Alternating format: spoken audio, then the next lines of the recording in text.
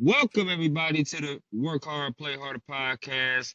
It's your boy Chris, man. I'm just here chilling here on this beautiful Monday, August 4th, 2025. Again, my name is Chris Drummond. I am a freelance sports reporter based out of upstate New York here and proprietor of my podcast, Work Hard, Play Harder, where I bring individuals on to talk about their why and get to know them outside of their occupation. I got a very special guest that's coming on with me today. She has been a sports anchor for NBC Sports Philadelphia for the past 16 and a half years, and occasionally you might hear this voice on your Philadelphia radio waves.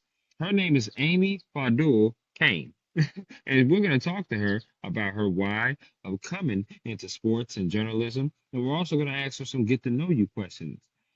Amy, welcome to the podcast. Thanks for having me, Chris. It does look beautiful up there. It's beautiful here in Philadelphia as well.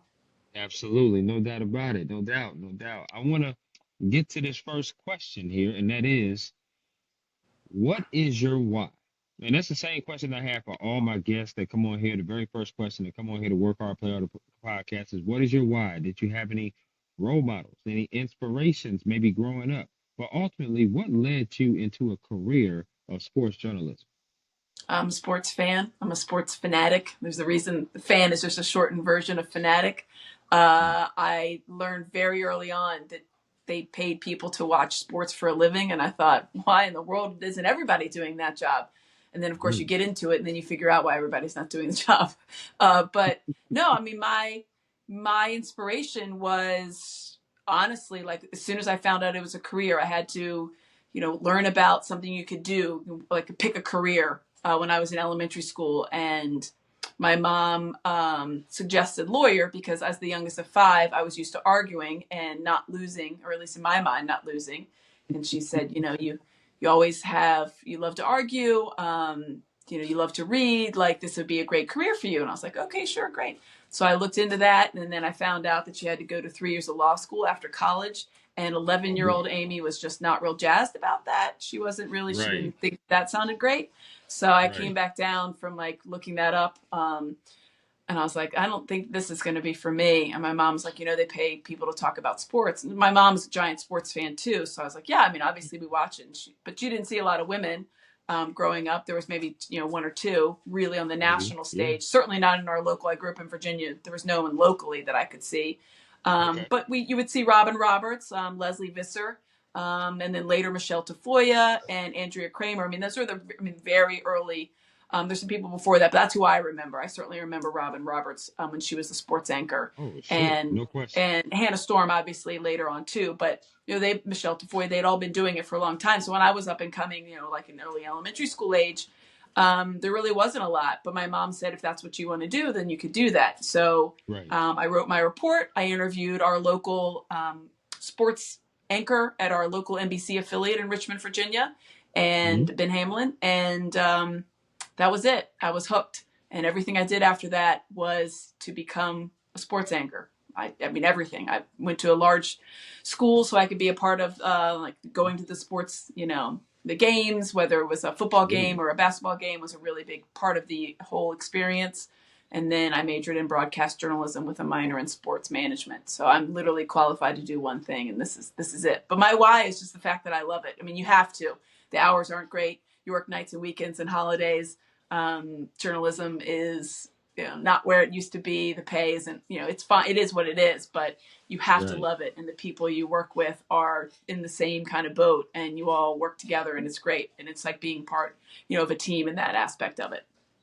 Absolutely. And great why. No question about it. You definitely have to love it. Because like you said, the pay is very low to start off. But a lot of us, understand that, but we still love what we do Mm-hmm. passionately. Um, Obviously we're big fans. Now you grew up in Virginia. Did I hear that right? Grew up, yeah, born and raised in Virginia. When I Okay. graduated high school, I went to University of Kentucky, Mhm. and I never went back to Virginia after that. I think I went back like one summer to live there before my parents moved. So once I started in college and then my career after that, I've lived almost as long here in Philadelphia as I lived in Richmond, Virginia. So which is kind of Wow. crazy. I never Okay. lived anywhere. I was Richmond until I was 18. So I guess I was almost 19. It was right before I turned 19. I moved, but and everything else was a lot shorter than that. And Philadelphia's creeping up, coming up on 17 years this winter. Awesome, awesome. I love that. You mentioned it. You are a Wildcat alum. You went to the University of Kentucky. Talk to me. Were there any other schools that could have persuaded you from going to the University of Kentucky? No. I applied to only Southern schools. I did grow up in Virginia. My brother and sister both went to, I have a brother and sister. I've got several siblings, but I have a brother and sister that both went to UVA. I have a lot of friends that went to University of Virginia. Right, There was just no way I was staying in state. I wanted to go and be part of I wanted to one not be the little sister anymore for one, so that kind of ruled UVA out for me. But I right, applied to Georgia, Alabama, Vanderbilt, Tennessee, and Kentucky, and I was solely focused on SEC schools and going to that. My mom, she's from Kentucky. She went to Kentucky, but she was like, they're all great schools. Like they all have different aspects that you're gonna like. But I think she stacked the cards in her favor because we went to go see Tennessee on our college trip, like in July, and there was right. no one there. It was kind of boring, very sterile and bland and concretey. And then we went to go see Kentucky on homecoming weekend, and I thought, well, this is amazing. But it was the right place for me. There was no, I would never have gone anywhere. Vanderbilt, maybe just because I liked Nashville, and I ended up actually working Mm. and living in Nashville later, but it was too small.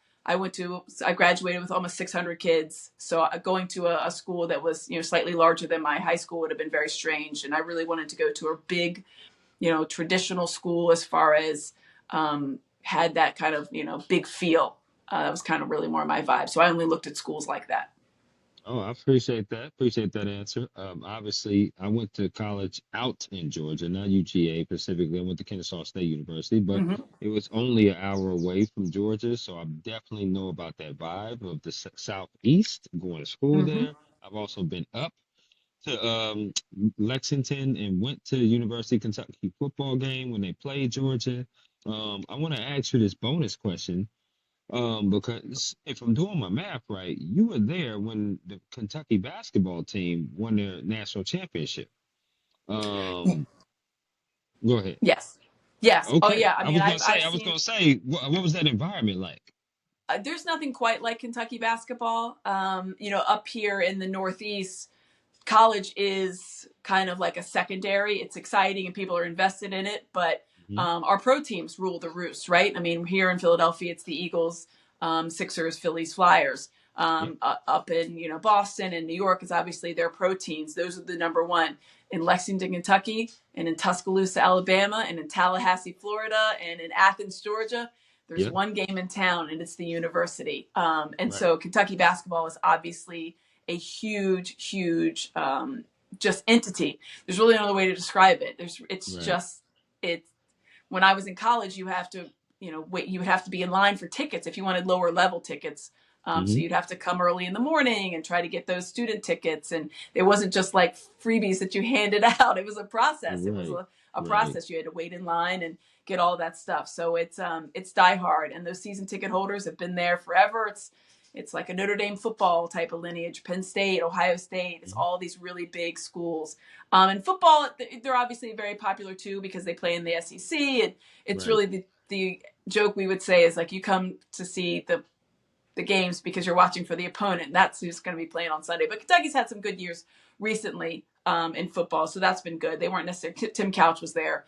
I guess right Right. when I started, he was leaving, so we Right. didn't have that much overlap. Not that he was there for very long, but um, yeah, I mean, I in 1998, the national championship in San Antonio, which Kentucky fans renamed Cat Santonio because they won it all Hmm. down there and beat Utah. So it was awesome. There's nothing quite like it. And then working there after I graduated and getting to cover the team was truly a dream come true for me because it's treated like a professional team. You cover it like a professional team. You go to you can't really go to practice, but you cover those practices and press conference that you're available to and the games.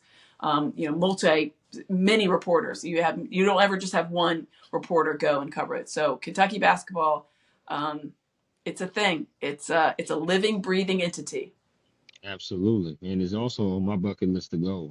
I mean, that's just, I It's would love to it's go to pretty Rupp great. Arena for sure. At one time, I still have family down there in Georgia, so maybe when I make the trip down there to Georgia, I could possibly check out a basketball game up there. And it's about a 6, 7 hour distance, a little bit, but I still want to be able to at least go there one time and say that I went Yep. there for sure. I'm gonna ask you some favorite questions, Amy, and All you right. just give me the 411 off the rip based upon these favorite questions. So here we go. Favorite meal you like to cook? Ooh, I'm a big Mexican fan, so I make a like an enchilada casserole. That's probably my favorite thing to cook. Oh my goodness, I know everybody. When you make that, I know everybody Yeah, rushing to it the doesn't it table for doesn't that. last very long. Even the leftovers go pretty quickly if they make it I out feel, the next day. I feel that. I feel that. No, I'm a huge Mexican person too. Yeah, As far as Mexican I think it's food, all the cheese. It's spicy uh, too. I like it. it is. I'm huge into tacos, so I love tacos, whether they're chicken, steak, or turkey ground. Doesn't matter which one it is. I can whip those up pretty good. So I like Love that. it. That's what's up. Favorite concert you've ever attended? Wow, I've seen some really good ones.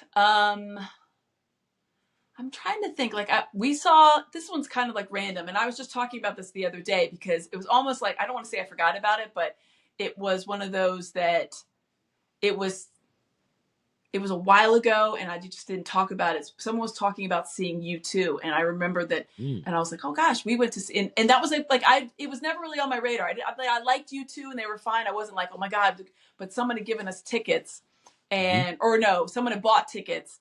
And so they're like, hey, we have two extras. We'll sell them to you for face value because they just don't want to lose money on them. So we went with a good group, which I think also makes the concert experience more fun when you have like good people. But the Absolutely. thing that I liked about U2 was it's like it was a whole big thing. Like it was the production, it was like this. They were in the middle of it was at the Link and at Link Financial Field. And so they were kind of in the like maybe like the 20 or 30-yard line, not quite the 50-yard line, but they were like up. So like there was stuff all over and they had all these ramps up and there was like they could just walk out and kind of like really connect with the audience. And I thought that was a really cool thing. The whole thing was just not like I've seen some great shows over the years. I Hmm. remember when years and years and years ago I saw the Rolling Stones and everybody thought it was their last tour, and I think they actually finally did have their last tour. Yep. Um, I saw Kendrick Lamar and I thought he was incredible. Hmm. Just like a ridiculous performer. But I remember thinking like U2 got underplayed in my list of concerts. So I like when they really make it a show. Like you Hmm. go and it's just they know the production value is not just I'm up here strumming on a guitar, playing the keyboard, or singing or whatever. It's just a whole immersive experience. I like the U2 one. Kendrick Lamar was phenomenal. Um, Absolutely. No just doubt. because he's such like an overall entertainer. I don't think he gets enough credit for like how good he is. Obviously, his Yep. lyrics are spot on, and everything he makes musically is wonderful. But he also like he has a performance air to him. And Yep. another one that comes to mind is Adele because she had that same kind of vibe. Even though her voice she didn't need much else. She had like an extra like element to production. But so I don't know. I'd probably pick one of those three if I had to guess. But U2 was funny because we were just talking about that. I was like, oh, that was actually a really good show, and I don't give it enough love in my own memory. I can imagine a YouTube concert. I love Bono. Love Yeah, Bono. Love it his was really voice. really well done. It was highly entertaining, start to finish. There was no lull in it. Mm, I like that. I would definitely say Adele. I liked her. I did have a chance to see her. But I would also say Sam Smith was one of my Oh, favorite as I've well. not seen Sam Smith. Okay. Yeah, I saw him in Atlanta when I was out there in Atlanta going to college doing my thing.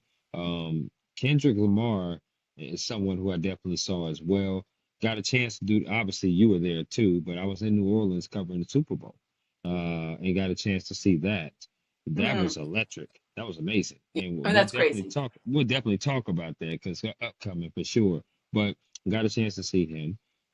But I would say my favorite, if I had to pick a favorite, I'm a huge R&B person, so The Weeknd, if you know who that Oh, is. the weekend. He was just here. He was just at the Link. I know a bunch of people Hmm. that went. It was last Hmm. weekend, pun That's my intended. guy. That is my guy. Okay. Friday and Saturday, Thursday and Friday. I can't remember. It was almost sold out. It was like 60,000, close to. He's phenomenal. He puts on quite a show, and I got a chance to see him when he did his Starboy album, Oh, which came nice. out was before that. So it was cool. It was really cool. Favorite place, Amy, you've ever traveled to? Oh, Ireland. That's a quick answer. Okay. Now, was this like a honeymoon or family or No, what? it was actually a golf trip. My husband and I went over to play golf over, well, we went to Southwest. So Killarney was the town we stayed in, and we kind of ventured out from there to play golf. But I'd been to Ireland once before. One of my best friends got married over there. to an Irishman. They live here, but they got married there. And I just thought it was a really, the towns were super friendly and nice, and the people were great, and just super cute, with all these little like pubs and restaurants and shops. And so I loved it. So I jumped at the chance to go. We just went, I guess it was 3 years ago. And we went to Killarney. The time before I was in Cork, which is also south. But I just thought, like, I love, there's so many places I could say in the States. I think San Francisco and Hawaii would be up there for me.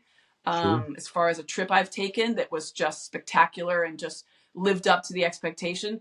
Ireland surprised me how much, like, I really liked it. Like, I just thought, you kind of think it's going to be not dreary. That's not the word for it, but you know what I mean? Like Yeah, rainy absolutely. or The weather cold. not being And good, basically. yeah, it was. We went in the Right. summer, and that's a hit or miss over there. And it was great both times. And I really, really liked it. And I thought, gosh, I'd go back there in a heartbeat. Well, I may have to call you up and get some tips from you because Ireland is on my bucket list. So give me some tips It was about great. the country and stuff Highly like that. recommend Killarney or Cork. I Okay. know people that have been all over. They've gone to Dublin, but they've gone to the north part. But I've never been to the north part. I've never been to Northern Ireland, but I meant like the north part of Ireland. There's a difference, Right. obviously. Um, Right.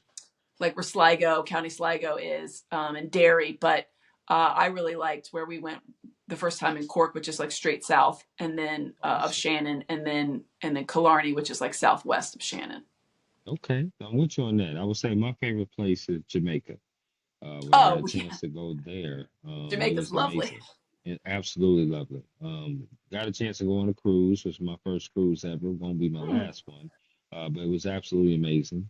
Great food, great people, great vibe, great beaches, great scenery. So had a lot of fun That's good on my stuff. time All in right. Jamaica, no doubt. We're sports people, so I'm going to ask you the sports question. It's a two-parter. Favorite sport you like to watch on TV, favorite sport you like to attend in person. They could be the same Ooh, sport. yeah. I mean, to watch on TV, that's tough. Because I mean, like football is just it's amazing to watch on Hmm. television. Hmm. Um, but I also love basketball. And I love golf to watch. So, but I choose one, and I'm going to choose football to watch and to Okay. see in person. See, like hockey's really good in person. Hockey on television, like is I like it, but I like it better in person. Right. Okay. Okay. I like that. Uh-oh. Did I lose you? Let me see. I'm going to say yeah, I'm going to say baseball in person. There's just something about being at the ballpark. It's also in summer, which I love. It's my second favorite time of year. Fall is my favorite time of year, which is why football is in there. College football, if I had to watch anything live, I would prefer to watch college football live as opposed to NFL, just because I feel like NFL, half the time, you're watching on television. It's probably better. You see more, and depending on where your seats are. Yep. But yeah, Absolutely. that's a tough one. But I think live, I think I'd have to say baseball, slight edge over some of the other ones, as opposed to and football on television. I love watching football on TV. Well, you got a pretty solid baseball team out there in Philadelphia. Yeah, we There's no do. question about that. First place. Absolutely. And I would say football. I would love to watch football on TV. I'm a huge fantasy football person too. I like playing fantasy football.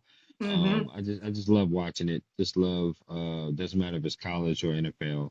I would say basketball is probably the sport I love to attend in person. Yeah. I just love the sound of the sneakers. I love the ball Mm-hmm. going through the net. I love the fact that it's indoors. I love the fact the arena is not as big. And yeah, so I just love that. But baseball is slightly behind that. No question about that. I do love me a good baseball game. Plus, it's the cheapest seat to get of the three sports. Very No question true. about that. So I do respect baseball as well. Last of the favorites, I do have family there in the Philadelphia area, 215 area code. I need to know what is your favorite restaurant to go out and eat at? So I don't live in the. I used to when I first lived here for the first 10 years. I lived in the city, right in the heart of this. Well, I lived in Old City, and then I lived in South Philly. Okay. And there was a restaurant in South Philly, and it's not like fancy or anything, but it's really good. It's called Okay. Stogie Joe's, right there on East Passyunk. Anybody familiar with South Philly would know where East Passyunk is. Mm. Great. Some of the probably the best stromboli I've ever had. One of the better pizzas I've ever had, and the salads are the size of your sink. It's really good, and the people are always really nice. And it was just one of those like neighborhoody places that we could walk to. And that's when we go back, we like if we were like down in the city or we're going to a game or whatever, we'll kind of back in a little like a couple of hours ahead of time to go down there early to go by Stogie Joe's. Now I don't live in the city, so I'm spoiled.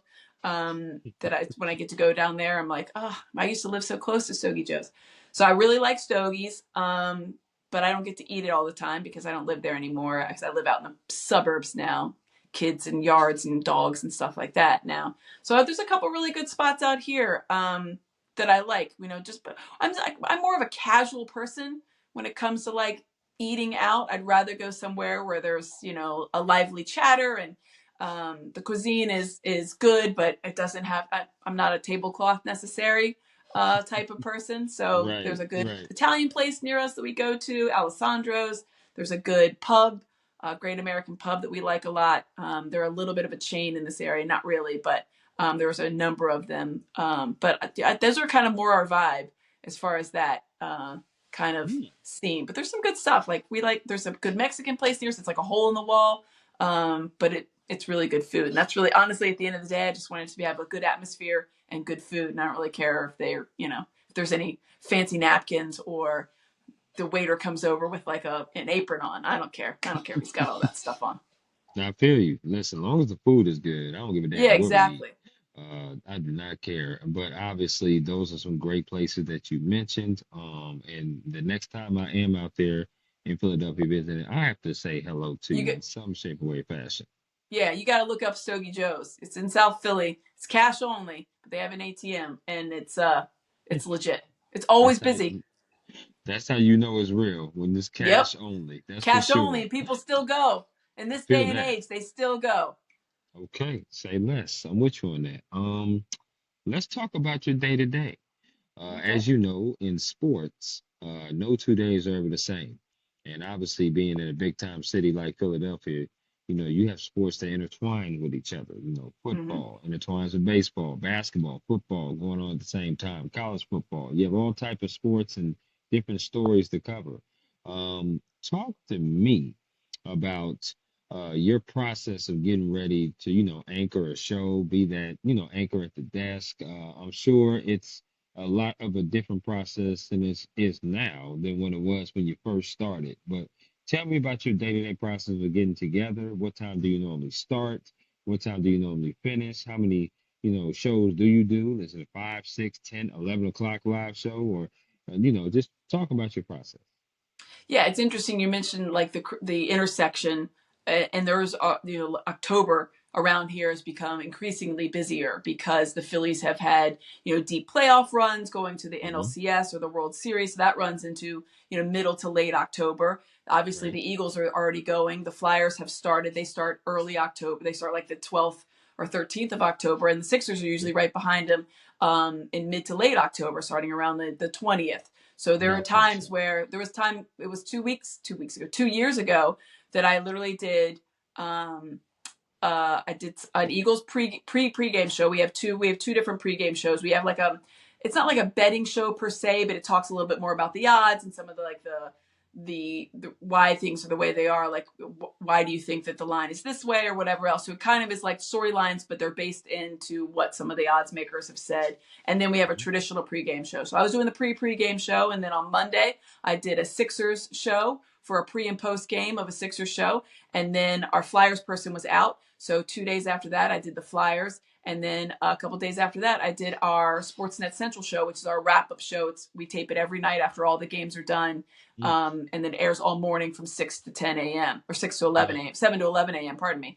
So those are crazy weeks because you're really like shifting your brain all the time to like I'm talking about the Phillies now, I'm talking about the Eagles now, in the same week.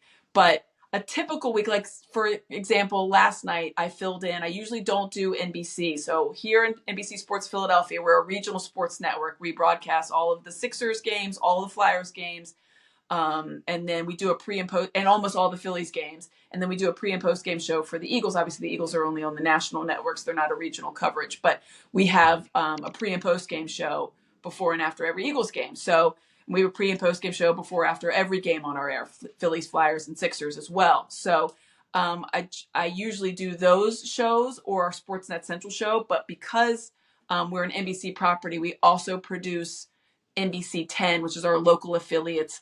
You mentioned the 6, 10, and 11. Now it's 4, 5, 6, and 10, or 4, 5, Wow. 6, and 11 anymore. I feel like they have all kinds of stuff now. So we have a main Wow. guy that does that. John Clark is our main anchor of that, but he was off yesterday, so I anchored the 6 and the 11 and the NBC local, and then I also did our wrap-up show, our Sportsnet Central and NBC Sports Philadelphia. So that's a busier day. Usually you do maybe only 2 shows. That was 3.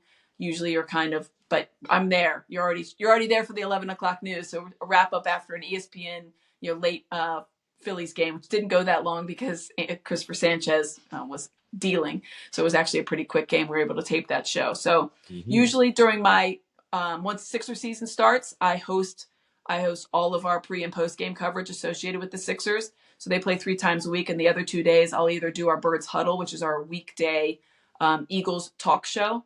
It's from 6 to 6:30. So usually I'll do that on the days that I'm not doing Sixers.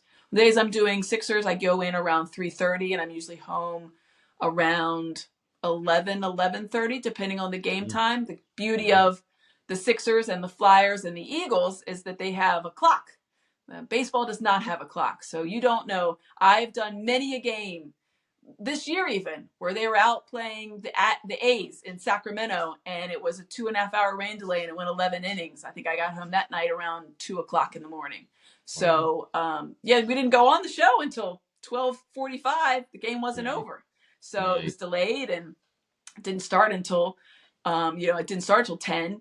And then Mhm. we go off, and you have to talk about it on the post game show. I think we didn't start our show until close to 1 o'clock in the morning. So by the time the show's all done and I drive home, it was definitely well into 2 a.m. So those don't happen as much, but you do have West Coast games. Obviously, here on the East Coast, we know Mhm. that they play on the West Coast, and so the Sixers, that they play those 10:30 games against the Clippers, I'm usually home around 2:30 after those as well. So those are the outliers. Usually, I'm a 3:30 to 11:30 most of the time. And then if I'm doing the daily show, the Eagles Birds Huddle show, that's a 6 o'clock p.m. show, I'm home by 7:15, which is those are nice days. Those are a nice little reprieve from the longer days. But as you know, Chris, you get into this job. I mean, you work nights and weekends because that's when sports happen. They don't happen Mhm. at noon on a Wednesday. They happen at seven Right. thirty on a Wednesday. So I'm used to it. I've always been a night owl, but I'm an early bird too. I don't mind getting up early. I actually like it. Me too. You Me start your too. day pretty quickly, and then you can go from there. But a typical day, I usually go in. 3 out of the 5 days, I'm going in a little bit later, at 3:30 in the afternoon, and I get there a couple hours before our pregame show, which is usually at 6:30. Wow. That is quite the busy schedule, especially for that Mm-hmm. October run, like you said. But That it's would, it's those are crazy. Those get a little crazy. I can imagine. And listen, this next question kind of ties in your busy schedule, and that is, mental health and work-life balance. Now, the reason why, Amy, I bring up mental health is because a lot of people that work in sports, and it doesn't matter what profession, but we're talking journalism and sports here because that's what we do. They've stepped away because of their mental health being affected. They made that business decision to kind of get away from it, or work-life balance, where they just can't seem to find that work-life Mm-hmm. balance that's comfortable enough for them. Now, you're a mom, a wife, but you also work a very busy schedule. Like you said, you have free time until like 5 p.m. today because you got to Yeah, I was go like, pick up, okay. right? But when you talk about that busy schedule, you can't. It's gonna be hard to pick up people when you got baseball games early in the afternoon, basketball early in the afternoon, or basketball at 6, and you got to Mm-hmm. be in at 3:30. It's very tough to do that. So, and you need some Amy time, right? So you dedicating you have wearing all these hats, but you also need some time to yourself too. Tell me, how do you keep your mental health strong, and also try to have that work-life balance? Because you know, words that are synonymous with our industry are burnout, overworked, and underpaid. So how do you avoid Mm-hmm. that? and keep your mental health and your work-life balance strong? Yeah, I mean, I think it's a cognitive effort. Like you really have to be mindful of it. And I don't think that I was for a while. I just was like, well, you want me to work this shift? I'm going to say yes. And I still do that just because I'm just that kind of person. I just say yes. But I generally make sure that I'm not over scheduling myself. And it still happens, but I'm much more mindful of it now. So for Hmm. me, it's about the days that I'm off. If I'm on vacation, I used to be I rarely check my phone. There's times where I won't even, I'll leave it up by the bedside, which in our industry is like bizarro world. Like as soon as you wake up, you're like on all the social medias, you're checking Oh, all no question. the sports pages that you read, Yes. whatever site you Hmm. subscribe to. So when I'm on vacation, that's it. I rarely check it. Now, because I'm usually with my family and anybody that needs to contact me, I'm already together. I'll check it at night and I'll check it obviously periodically if I'm like around. But if we go to the beach, my phone does not come with me. Because my family's there, like my children are with me. If they need to contact me, I'm with my husband might have his, or if I'm with my in-laws, or if I'm vice versa, if I'm with my parents, my in-laws can contact them. But that's like just one thing that I started doing the last like year or two. When I Mm. go for a walk, I try to go for a walk several times a week. We have a dog. I don't take my phone with me um, because if the kids are at camp or wherever, I try to be that mindful. And I know sometimes it's like, I need to have it because someone could be reaching out to me. Okay, I'm going for a 20-minute walk. I mean, hopefully nothing has happened that you couldn't, that I don't need to respond. I have my Right. You watch can on me, I survive guess. in 20 minutes. You can survive. Right. I mean, I have Right. my watch Right. on me in case that my Apple Watch or whatever, but I'm not checking Hmm. it. I'm just enjoying the walk. I'm trying to enjoy the walk. In case of emergency, obviously something would come through on that they would be calling me or whatever. But it's Right. yet to happen, so I kind of feel pretty good about just having my watch with me. But like I said, I just try to disconnect. If I'm in a good place and I don't need, and everybody's with me that I would be worried about, I'm good with that. And there's ways that I can just try to like mellow out. And then I also kind of set myself just some time like outside, like you're sitting outside right now, like it's just so nice. Vitamin C is really one of the big underrated things. And vitamin D, like, you know what I mean? I mean, vitamin C as far as like SEA, being by the ocean, being by the Yeah. water, obviously Absolutely. vitamin D from the sun, but just being outside is a big boost for me in my psyche as far as like giving like a positive, because we all have bad days, right? But if you sit Absolutely. outside and you really look around and you breathe in the air, or if you're at the beach and you just have that moment, whether it's early in the morning or even in the evening, you just kind of look out on the ocean, or if you're looking in your backyard, just those are things that I have a better appreciation for, and I'm just not trying to like constantly be like, oh, what's up next, because I'm a planner. You don't It's rare that you get into be like this industry and not have some kind of like type A personality, or like Oh, no you have to question. keep lists. Like I'm a big list keeper. So I just Yep. try not to Me do too. those things. You know what I mean? Yeah, because you have to keep up with it. I mean, that's our jobs. Like, right, that's what we do. We have to keep up with stuff, and you have to report on things and whatever else, and you keep everything very much in a line. So for Hmm. me, like, it's just about like having those decompression moments. But yeah, I mean, the work-life balance is still always. I don't know. No one's ever perfected that. I don't think everyone's going to. It's a work in progress on that one. You try to do what works for you, and hopefully find enough time to feel yourself. But I think that we all get to that point, and I'm sure you do, where it's like you come to the end of the week, you're like, that wasn't a really good week as far as me trying to like find enough time just to decompress, even if it's not for yourself, just to decompress from the day or the week or Right. the couple of days. So there's times where I come to the end of the week and I'm like, I'm probably not going to do much on Sunday because before I have to go to work or something like that, because I kind of was a little bit overloaded, and I'll just go up and I'll read a book. And I do that a lot. Like I love to read. I've always loved to read. And I'm a voracious reader. Like I'll read like close to 200 books a year. I really, Mm. really devour books. And they're not like, don't get me wrong. Some of them are good as far as like, Right. maybe I work in a nice like mental health type of one that makes you like positive. It's learning, an educational type one. But most of the time it's like a murder mystery, or Something that's I enjoyable. like historical fictions, historical Right. they Right. kind of like things like that. They're based a little bit in reality. I'm Mm-hmm. a big fan of those and period pieces as far as, some of the stuff that I read, dramas and thrillers and whatever. So they're quick reads. I mean, you can read, 400 pages in a couple of days, but I really like that. That's another way that I just kind of like check out. It's the only thing I do that's not sports related. I don't watch any. I don't watch any shows. I'm not a big like reality TV person. I don't watch any of that stuff. I watch sports, but I do Mm. read non-sports stuff a lot. Okay. No, I love that. I love that transparency, by the way, opening up. I do appreciate that.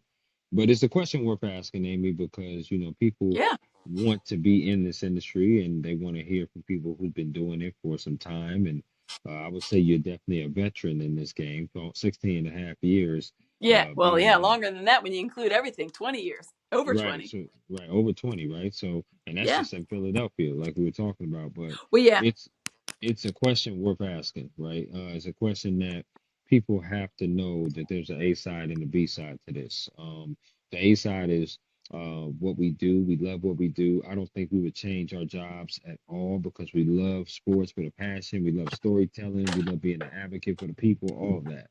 But the B side is you do miss out on some things. You do have to work long hours. You do have to make some sacrifices. And sometimes people get a misconception, Amy, when they see Amy Fadool on TV, right? Anchoring Hmm. shows, right? The pretty lady that's on TV talking sports, very knowledgeable about her job. She must have it made. But they don't understand what you do behind the scenes and what you do to prepare yourself to get in front of the camera, and also the team you have to help you out, Yeah. because all they Takes a see is the village. final product, right? It takes a Yep. village. All they see is the final product, which is 4, 5, 6, and 11, what you said. So Yep. that's why it's important to have, I think, a podcast like this, like I've created, so you can get a behind the scenes kind of perspective on what it is, which leads into a great segue again, and that's advice.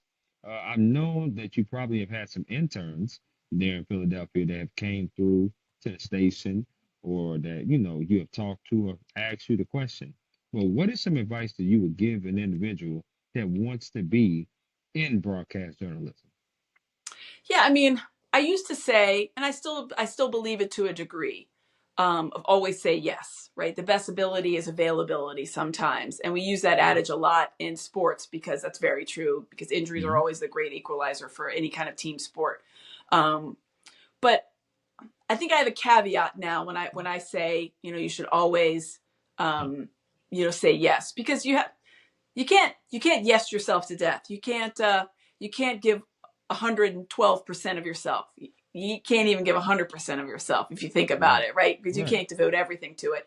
This career is demanding, and it's demanding of your time. It's demanding of your energy, and in a good way sometimes. Obviously, our energy, we're talking sports for a living. Like, of course, you're going to be excited about it, and of course, it's going to be fun. But there are times where you're like, well, that wasn't very fun, or that wasn't a good show. And the good news is you get to do it all again the next day, and you can make a better memory of it. So having a short memory is also very helpful. But I think sure, saying yes, I always say, like, and it sounds weird, but you should take a little bit. You should take how much you think you should care, and just subtract a little bit. Just because if you're like fully locked in, if you care 100%, 100% of the time, and you mess up, then you're going to like lose your mind, right? You're just going to go crazy. And I don't mean it's like you shouldn't try hard. I mean it is like give yourself some grace. Like, so when you're like locked in and you're trying to read whatever it is, or talk about the highlight, and you mess up, and now you're like, well, I messed up. No one at home knows that you messed up. They're not right, looking at the piece of paper that you're looking at. But you know what I right. mean? You're so nervous. You want to get it so right. You want to make it 100%. That's not Mhm. realistic. I always say, like, just give yourself some grace. If I'm telling the story, if I went to the ball game and then I had to tell you about it the next day, that's what you do. You're going to stumble a little bit. You hope you don't. You hope you say it as eloquently as possible. But if you stumbled, the person listening to your story doesn't care, because they're listening to how you crafted the story and how you Right, told the story of the game. That's what they're absolutely. locked in on, not because you maybe like stumbled on a word. So I think that when I say like how much you should care and subtract, what I mean is like you got to give yourself some grace. You can't try to be complete 100% perfection, because you will always fall short at some way, shape, or form. Maybe not the first time, maybe not the 10th time, but if you try to do that every single day, you'll exhaust yourself. And I think that's where some burnout comes from. You're just trying to be perfect all the time. Sports aren't perfect. Sports are just literally looking at somebody and telling them like, oh my God, you have to see this play. How Right. many times do we do that, right? Like, you got to see this. Kyle Schwarber hit it to 435 feet. This is crazy. Let's look at it together. So that's really what you're doing at the end of the day. You're storytelling and you try to make it as polished as possible, but it's not going to be perfect. You're going to use a wrong word. You're going to stumble over something. You're going to say someone's name, out of place or Yeah. incorrectly, or you're going to, kind of fumble your way through it, and it's going to be okay. Obviously, you don't want to do that on the regular because you won't last very long. But I think that it's just when you try to worry so much about the little things that you miss the point of it, and that's just telling stories. So my advice is always, obviously, be yourself. I think you can be influenced by other people, but you have to put your own stamp on it. Otherwise, you come across as inauthentic, and that is like a big. I mean, right? No one wants to watch somebody that they don't believe, and so Absolutely. authenticity is right. I mean, like you would see it. You would see through it. Um, and I think just be yourself, but also like believe in yourself, but give yourself some grace. Like don't try to be perfect all the time, because you're gonna be let down, and I don't want you to be let down. I want you to be able to power through it, because we all make mistakes, and it's just you got to keep on going. It's live television too half the time, so you can't stop. Absolutely. And that's some really great advice. Again, it ties back into kind of like the work-life balance and mental health. We're never going to 100% get that as a grasp, right? We're Mm-hmm. just going to try to do the best we can with the cards that we're dealt. And then, we'll make it work somehow, some way. It's the same thing with advice. Like you said, you're never going to be on 100%. You just try to do the best that you possibly can, Yep. learn from your mistakes. This is sports. Sports mistakes happen. Mistakes happen in journalism. It happens all the time. They're supposed to happen. Now, obviously, you want to learn from those mistakes, but Mm-hmm. until That's the you key. do it, until you do it, then you're not going to be able to know what a mistake is. And I always tell high schoolers especially, and even college kids that I've been a few years out of college and been in this industry for about 8 years, that one, you got to try everything, and then two, understand that you got to come in with a little bit of confidence, but also Mm-hmm. with a little bit perspective. And the perspective part that I try to lay on them is that this is something that you really want to do, then go for it. But understand the sacrifices. Like you can't have one foot in and one foot out in Mm-hmm. this industry. This industry is not going to, it's not going to happen that way. You got to be both feet into the water, right? Both feet into the water, jump into the pool. It's cold when you first get in there, but once you're in there for a little bit, you shake it off, you adjust. You adjust to the water temperature. Your Yep. body does. It's the same way with this, same way with sports journalism. You have to be able to do that. But the only way you're going to learn is to kind of, I don't want to say be thrown into the fire, but you're damn near thrown into the fire. Yeah, Like that's the that's only way you're true. going to be able to learn sports journalism. Like the classroom could teach you so many things, Mm-hmm. but it's not going to teach you everything. You will stumble upon something. You be like, what? Wait, whoa. Yep. Like it's like that. So I love your advice. I really do. I think that's great. A great answer. You've been giving great answers all conversation long. I have two bonus things that I wanted to ask you before I got to the next question. The first one was New Orleans. Now, I know you was in New Orleans. Obviously, the I Super wasn't Bowl was actually you not wasn't? not in New Orleans. No, I did all of our What? coverage here. We didn't Oh send my we didn't send the gosh. crew in New Orleans like we did when we went to Minnesota. We had it was well, it had been a long while since they had done anything in the Super Bowl. So, Yeah. but no, like we had a very very small crew in New Orleans. There were only two. We only sent two reporters. Did you go to the one where they played the Chiefs the first time? Because No, I no, went to this is the Minnesota. second time. You went to the Minnesota one. Because remember, the That first time they played the Chiefs, they lost. The second time they played them yes. is obviously last Oh, year they I won. know. It's the reigning champs right now. Right, absolutely. Okay, that's what's up. I like that. I was in New Orleans. I was gonna ask you what Nice. that experience was like, but you say you wasn't there, so I will Yeah. So digress I with went that when they question. won when they beat the Patriots. Okay, that was Minnesota. No question about Yes. that. That was awesome. Now, let's talk about the second question I was gonna ask you was the parade. How did you get a chance to go to the parade? Yes, we had live coverage of the parade. It was quite the scene. I covered the parade when they won against the Patriots, which was I guess 7 years ago, Yep. and then or 6 years ago, and then going on seven. and then I covered it again when they won just this past year. So I've covered two parades so far. I've covered actually more parades. Like we've had parades for Villanova, but I've covered two Eagles parades. Absolutely. Yes. Villanova in 2016, I believe 2018, if I'm not Correct. mistaken, was the 2 years that they won. Look at me being a sports historian. But I wanted to ask you, like, because I've yet to like experience that. Like the parade had to be absolutely insane. Like the people there, just the Yeah. vibe. Talk about that. Talk about that vibe real quick. I would say there's not. I don't know if there would be another place in the country where a parade would be like a parade in Philadelphia. Mm, Just given the fact that the teams here have not had the success. Obviously, when they won the Super Bowl against the Patriots, that was the first Super Bowl they'd ever won, and that was an all-day crazy affair. And we thought maybe this time around it would be tempered a little bit because they'd already won the Super Bowl. It wasn't this the first time for anything. I mean, you right. have to go back. 2008, they won the World Series. Before that, they won the World Series in 1980. That's it. Two World Series in a franchise that's been around for 150 years. The Right. Sixers have one, In 1983. 83. 83. That's it.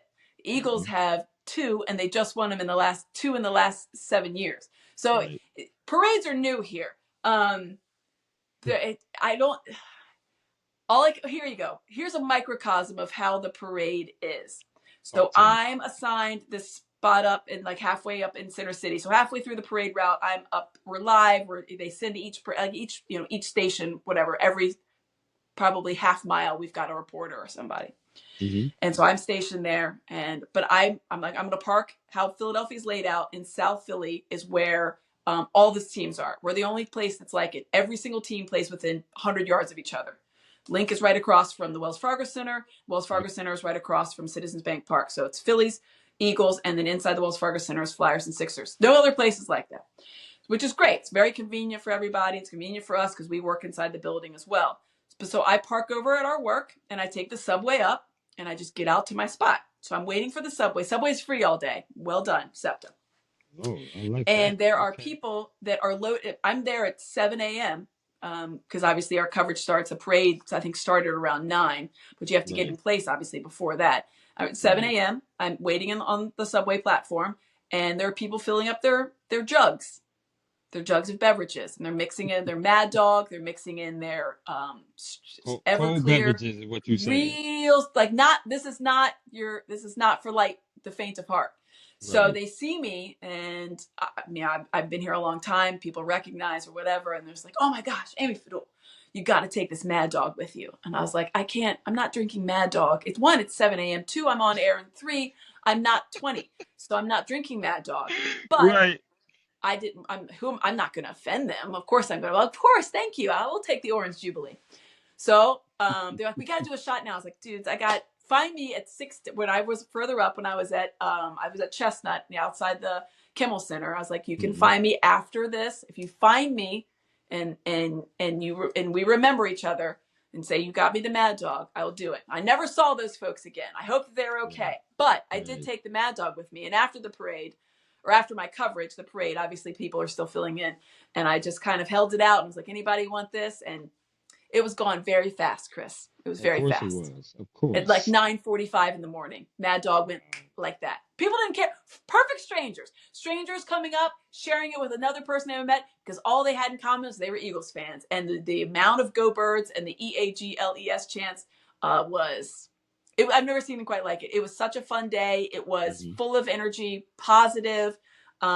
Everybody was all on the same page. They just wanted to celebrate together. And that's what, yeah, people were, super drunk and whatever else, but people were jubilant. They were excited. They were happy to be together, and it was great. That's Rightfully how it so. was. That was how both the parades were like that. Rightfully so. No question about that. I mean, I saw a little bit on TV, but seeing it on TV is just never the Yeah, same it's as not you're quite the in it. same. You got to be out It's there with the not, sights and the sounds and the smells sometimes. without question. We have came to the portion of my podcast, Amy, to now we're going to do my game, or interactive game, I should say, called This or That. So it's a game I like to play with all my guests here on the Work Hard, Play Harder podcast, and it's pretty simple.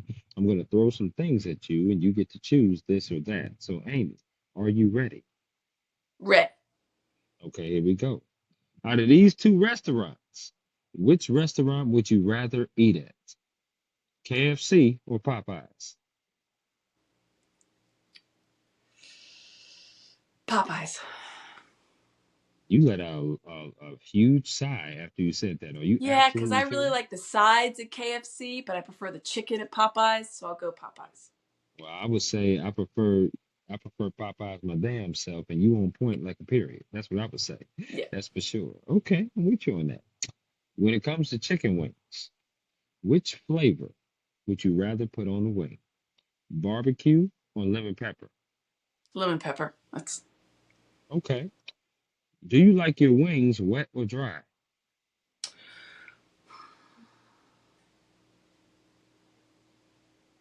wet. I had to think about Do that you? one because I my ribs I Yeah. prefer dry, and I don't mind a dry rub on a wing, but I'm gonna go wet. Okay. And do you like your wings bone in or boneless? Boneless or just fancy chicken nuggets, bone in. Okay. Would you still eat the boneless though? Of course I would devour them. Okay. All right. But you like to get a little messy, is what you're saying. Yeah, I gotta get in there. You gotta work for it. Okay. Listen, you ain't got to convince me. Amy, I'm trying to tell you. I like to get messy too. No doubt about it. Okay. I'm with that. These next five questions have to do with music concerts that you rather attend. Okay, So here we go. Which music concert would you rather go see? Would you rather go see Rihanna or Beyonce? Rihanna. Okay, you a Riri girl. I like that. Mm-hmm. Okay. Which concert would you rather go see? Usher or Chris Brown? Usher. I'm Okay, old school with okay, that R&B. okay. Is I'm he with you old with that. school? He's not old school, is he? I guess He's he kind probably of older. is. He's older than the both of us, and I'm in my Uh, 30s. So so, well, how old are we yeah, that Usher's old school? Man. yeah. Tell me that. Tell me about it. I think he was born in '78, so it's definitely a little. He was definitely born before All me for right, sure. old school now. Um, which concert would you rather go to? Would you rather go see Alicia Keys or SZA? Uh, Caesar. That's a hard one. I do like Alicia Keys, but I think Caesar would probably put on a better show. That was they're only gonna get a little harder, Amy. Here we go. Which music concert in their prime? I'm gonna ask you in their prime. Would you rather go see? New Edition or Boys to Men? Boys to Men. I actually have seen Boys to Men. Mm, look at you. I Okay, mean, I ain't New mad at it, Edition. man. Yeah. All right. No, I'll stick with Boys to Men. That was a little difficult. I know. I know. Mm-hmm. Okay, I'm gonna change the genre up a little bit. Which music concert would you rather go see? Pink or Ariana Grande? Uh, I feel like Pink is a whole show. I feel like she has like aerial stuff that I've seen, so I'll say Pink. She is. Have you ever seen her live? I've seen her play. She was not the featured person, but she was in like it was like a show out in Vegas, and she was performing it was like a group effort or whatever. So she had two songs, and I saw her Mm. there. It was pretty cool. I thought she was very cool. Yes.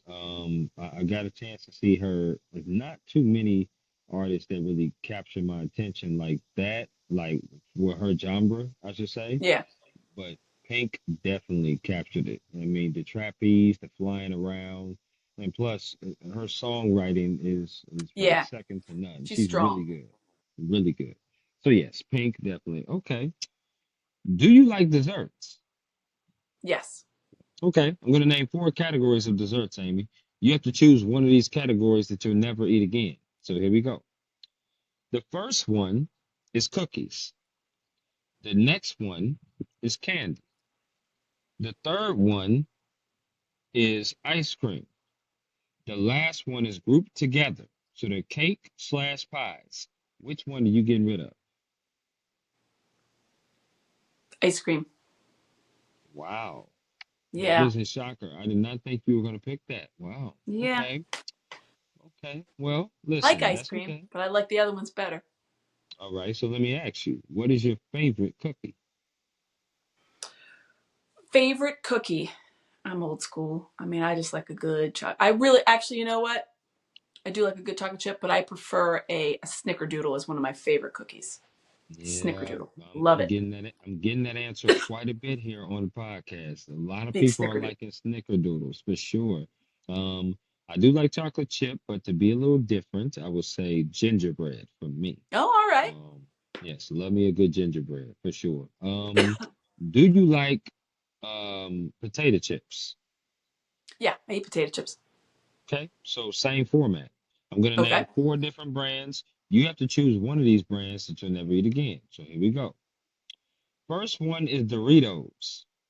The next one is Ruffles. The third one is Lay's. The last one is Pringles. Which one are you getting rid of? Ruffles. Oh hell no. No, you did I not. know. You said that with a straight The only face reason I too. would eat Ruffles if I had dip, though. I only like the ridges with the dip. If I have like a French onion or sour cream dip. Well, I mean, you've been absolutely lovely all conversation long, but you just proven You're you out. just You're out on proven that one. you've just proven that you're not perfect. That's all. So that's okay. That's okay. You can't have it all, Amy. I mean, I the can't. Yeah, beauty, I had to have a miscue somewhere. right. You know what I mean? Like very knowledgeable about sports. You've been in it a long time. Yeah, The I mean beauty. Come on now. Pringles are a throwaway to me, but I was like, Pringles. I don't know. I feel like you I can eat a got you. lot of them. Well, you don't have to name the other three, but what is your favorite potato chip? Oh, a Dorito, a Okay. traditional nacho cheese Dorito. Don't whatever the other flavors. I'm sure they're fine or whatever. A traditional nacho cheese Dorito is delicious. So I'm sensing a trend here that you are very basic Yep. and I like that. I like the fact that you're basic because that means you're not very hard to please. I don't like anything. I don't need anything too fancy. Okay, you Okay. can work in a Okay. sour cream and onion chip every now and again, but if you just had no, if I had one chip to choose for the rest of my life, it was the only chip I was allowed to eat. Doritos is going to get me there just fine. You are the type of friend I need. I like basic friends. I really do. I really do. That's amazing though, because when I've asked this question in the past on my podcast, there's people that's biting their fingers trying to figure out which one to choose. They're like so undecisive. So Yeah. it's very good to see that you are decisive. So it's pretty good. Which sport would you rather watch on TV? Would you rather watch hockey or baseball? Baseball. Oh, I like hockey on Okay. TV, but baseball. Okay. Now, last one of the this or that. Which sport would you rather play? Badminton or bowling? Bowling. Are you a good bowler? No, but it's fun. No, I'm not a good Okay. bowler. I'll get like a strike at, if I'm like at 150, I'm like, that's a pretty good day for me. I was like, oh, look at me go. I'll have a couple of Yeah. strikes throughout my entire frames, but no, I'm not particularly a good bowler, but it is fun. It is very fun. You're right. Do you need the bumpers?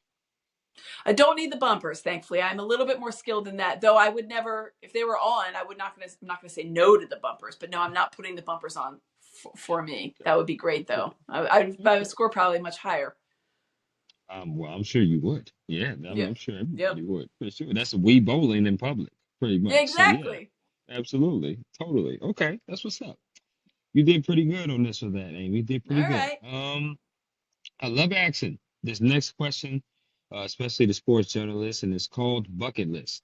I would like to have a top four bucket list of events from you, bucket list of events or stories that you would like to do that you haven't done in your career yet.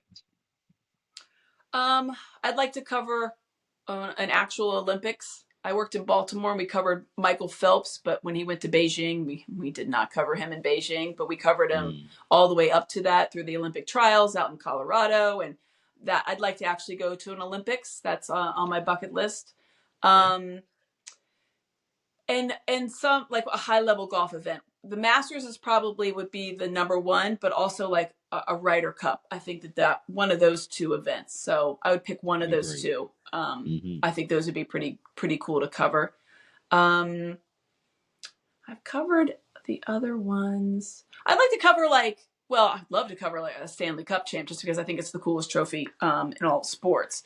but I don't think that that's realistic here in Philadelphia, not for the longest time. But if I had to choose like a true bucket list item, I Hmm. would, I mean, the Olympics are definitely one, and I don't really care, winter, summer, I don't care what the event is. I just think it would be really neat.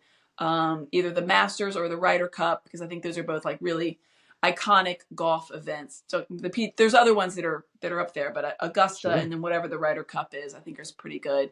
Hmm. Um, I mean, selfishly, I'd love to cover my alma mater winning a national championship. If I could go know for sure they were going to win it all, I don't want to cover them if they're not going to win. That would be depressing.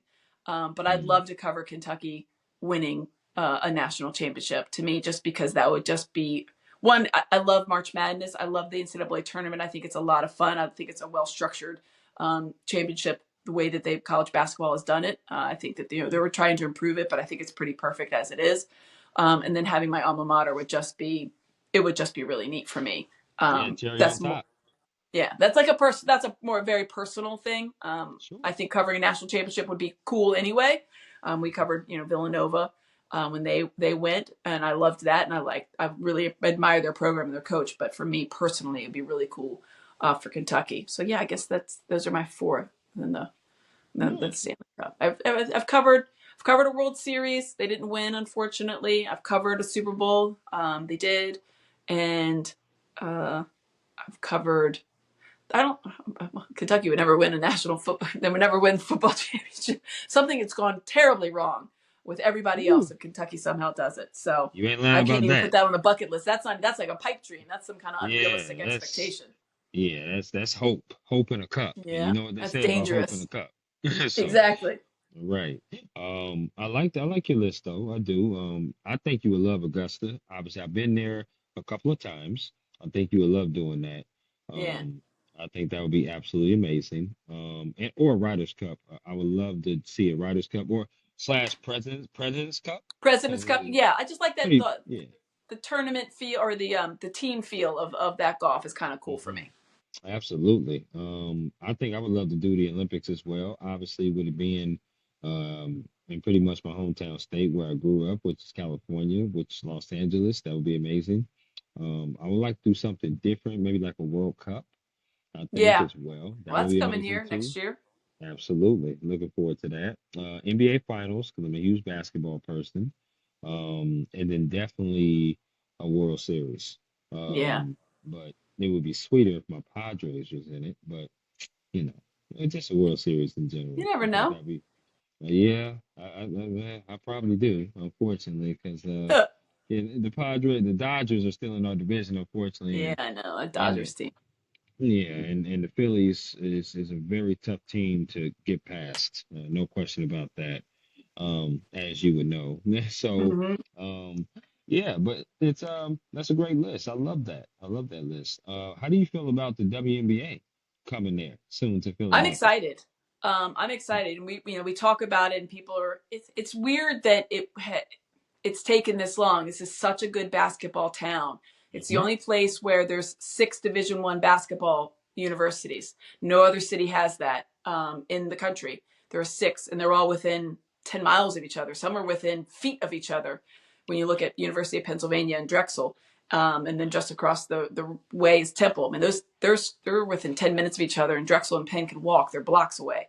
So it's such a good basketball town. It has great roots in high school basketball that that people they realize later when they find out, oh, that person's from Philadelphia. Like obviously Dawn Staley being such a big ambassador for women's basketball and literally Yep, winning at every single level she's ever been at.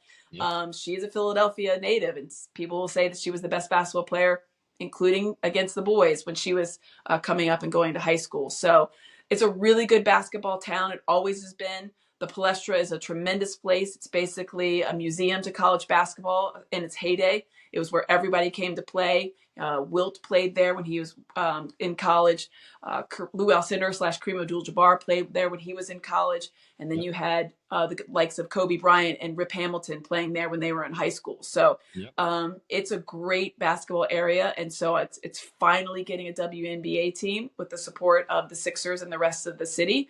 Long overdue, and I'm excited because I think people are going to be. I think it's going to be well. attended and well supported.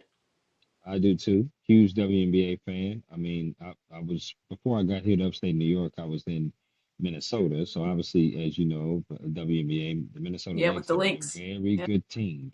Got a chance to cover their finals game last year before I went on my cruise. That was just an amazing WNBA finals. And obviously, I think they have the MVP this year in Nafisa Collier, and the Yeah. Lynx are definitely primed to win it. But I just think that it's great for some of these newer cities to get implementation of teams that's going to be coming to it. If I'm not mistaken, not Hmm. only Philadelphia, but it's also Detroit and Cleveland, Yeah. and Portland too, Portland. Those are as all well. very good basketball cities.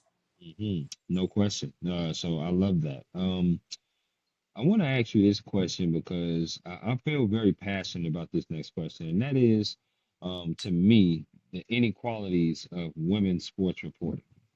And I say that because, everybody normally doesn't have a perspective on it, but I have my opinion. I feel sometimes there is inequality when it comes to women's sports reporting. And the reason why I say that is because some of these events that I go to, Amy, where I'm covering section championships, state championships, whether it's on the high school level or even at the professional level, like I've done some professional stuff as well, you barely see women. You almost don't see any women of color. But when you do see women, it's like maybe one or two, and it's not a whole lot. And maybe that's just particularly to some areas. I'm not sure, but the opportunities are just not allocated. And then you hear some of the stigma, like, well, women shouldn't cover that sport because they don't play it. They don't play football, or they shouldn't call that sport because they don't play football. But there's a lot of men that don't play sports that call games and do stuff Yep. too. I want to hear from your perspective, if you have any perspective on it at all. Do you feel that there is inequalities in women's sports reporting, maybe as far as treatment or opportunities for pay goes? I know we're improving and getting better, but it just seems like we got a long way to go. Yeah, it's interesting. I mean, obviously, you look in the landscapes of how reporters are. It has grown by leaps and bounds. You'll see women beat reporters, which is something you would never see before. Hmm. Television, you would see maybe one or two.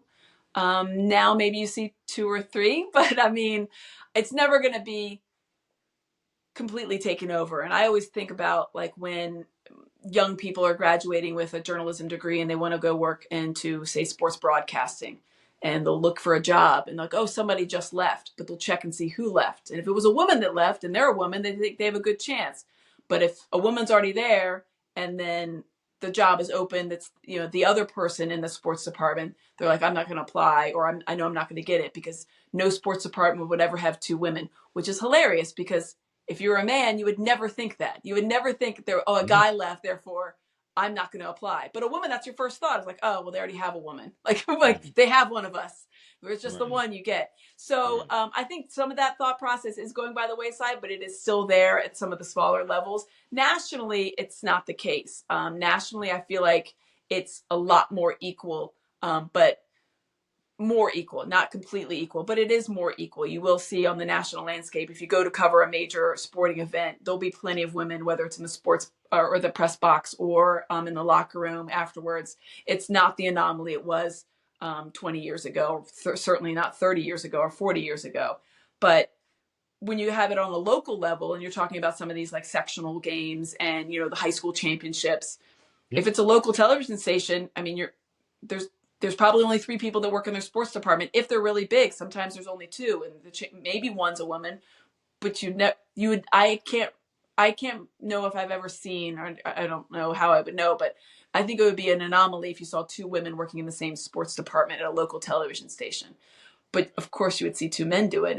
It wouldn't even like you wouldn't bat an eye. So I think that Right. at certain levels, it's still working its way through. But it's not to say that there's not qualified men that sometimes maybe they were looking for specifically for a woman, and Absolutely. because they lost one and now the man there's a man that applied, and if all things are equal they might tend to go for a woman. So there is that, and I get that.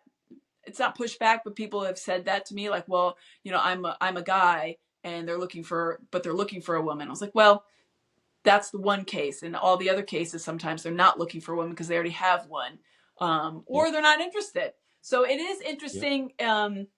you hope that there one day gets to be a thing where you're just looking for the best person. Hmm. And but it's a television is a visual medium, so they want people that look a certain way, and a lot of times you want people that reflect what your viewers look like. I mean, you don't want to be, I just think it's weird if you like went to a city and you didn't have somebody of color working in some aspect of your news organization, whether it's a news anchor, sports anchor, weather person.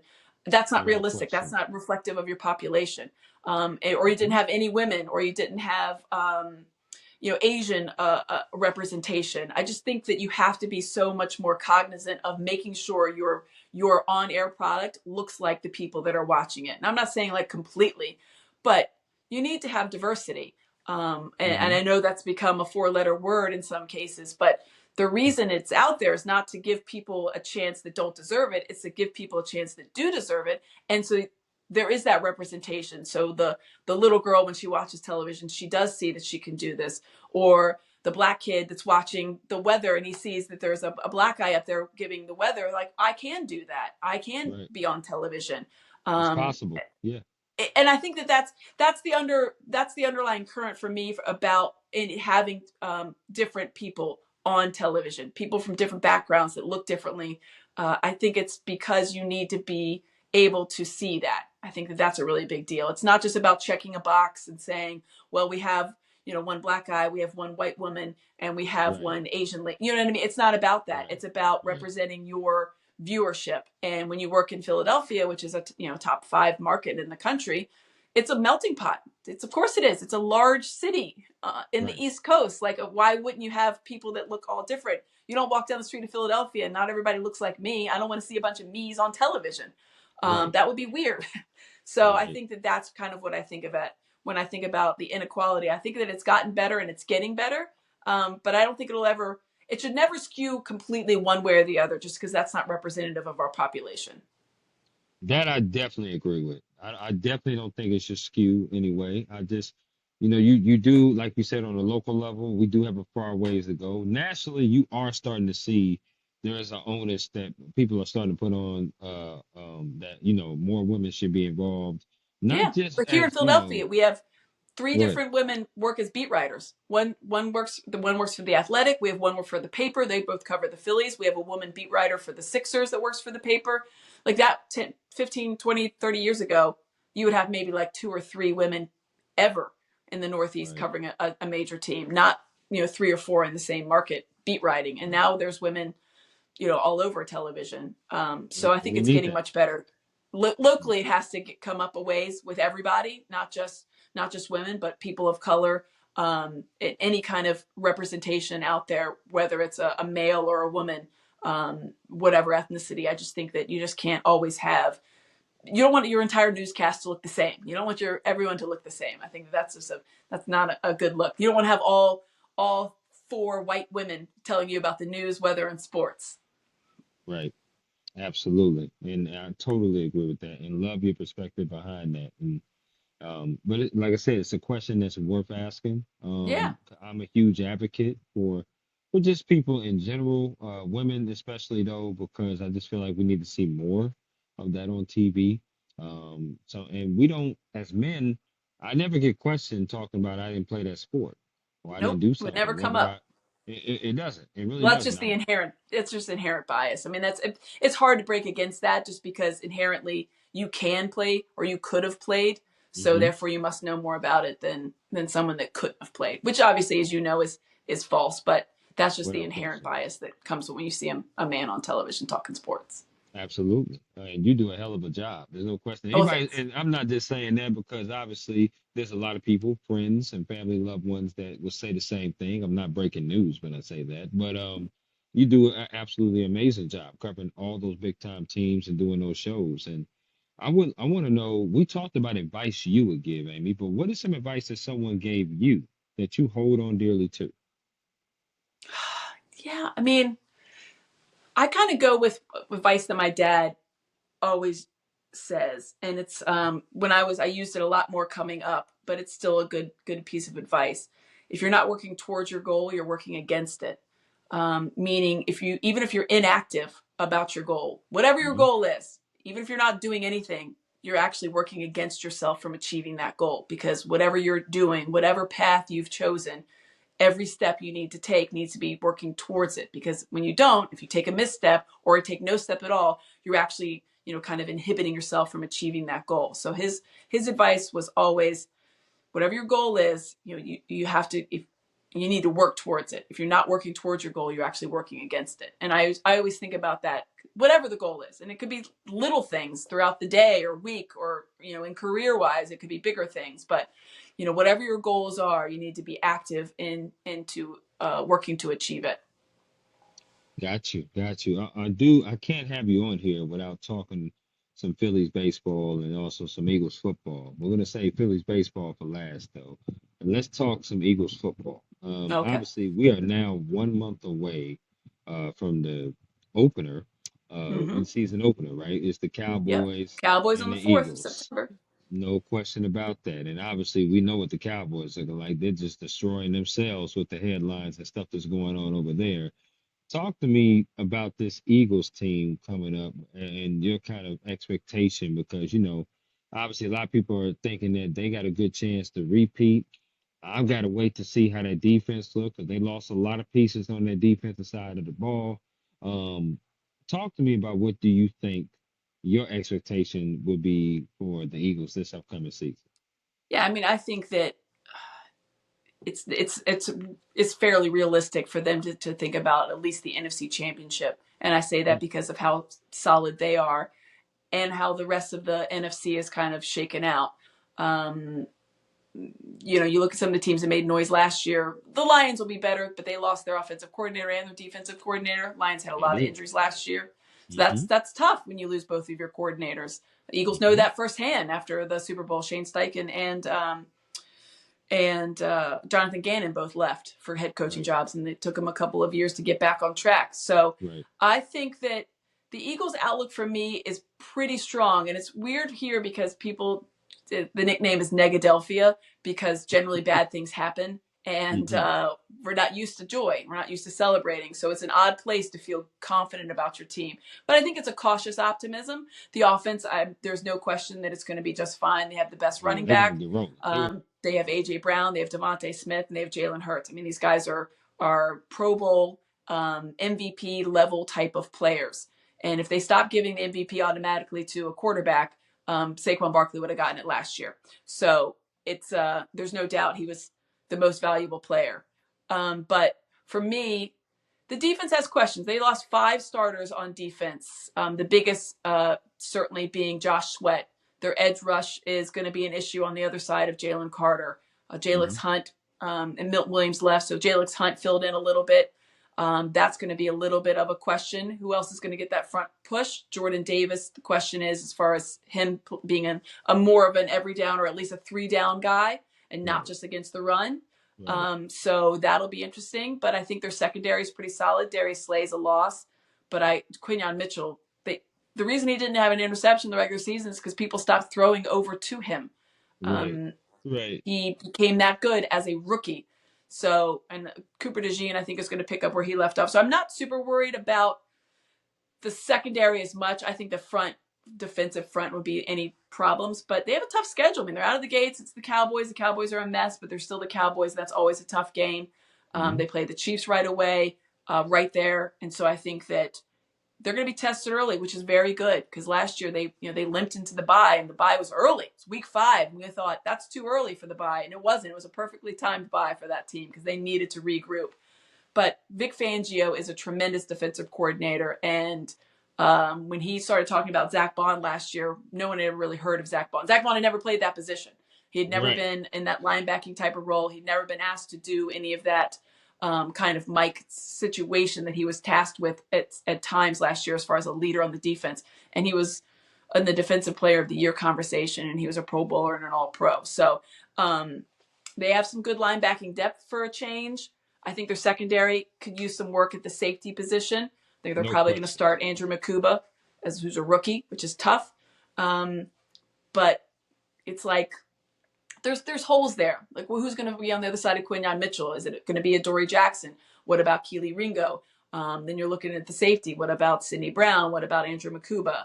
Do they move Cooper DeJean there at some point? So there's some questions there, but you're filling in like the other side of it. You have a solid one half of it, just like along the defensive front. You're solid with Jalen Carter, but you're hoping Jalen Hunt can do what he can do. But I mean, I think that's a 12 win, 12 to 13 win team. Unless something goes wrong Wow. with injuries, I don't see how they won't win 12 games. I don't. I know it's a tough schedule, but Yeah. they're a very, very tough, solid team, and they don't have a lot of holes. They have some holes, but they don't have a lot of them. Yeah, I do think obviously they're going to be in the playoff mix again. I do think they're going to win the East again as well.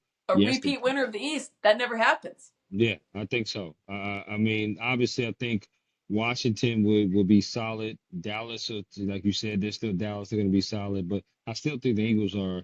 If you look at them top to bottom, in my opinion, their offense to me is the most balanced. The Yeah. Cowboys really don't have a running game, and then Washington, they have two okay running backs, but obviously they're also dealing with headlines too. When McLaren asking for a trade, don't know if he's Yep. going to be there. Um, I do think the Eagles win that division. My issue is what my two issues is the defense of the Eagles, but you just broke that down.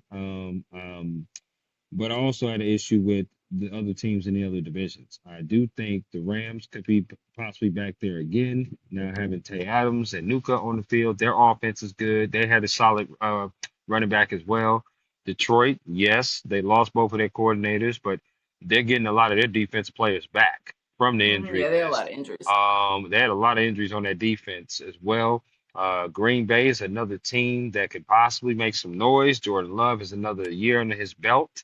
I just think there could be some stumbling blocks. It's just not going to be as easy. But I saw 11 and 6. That's what I All saw. right.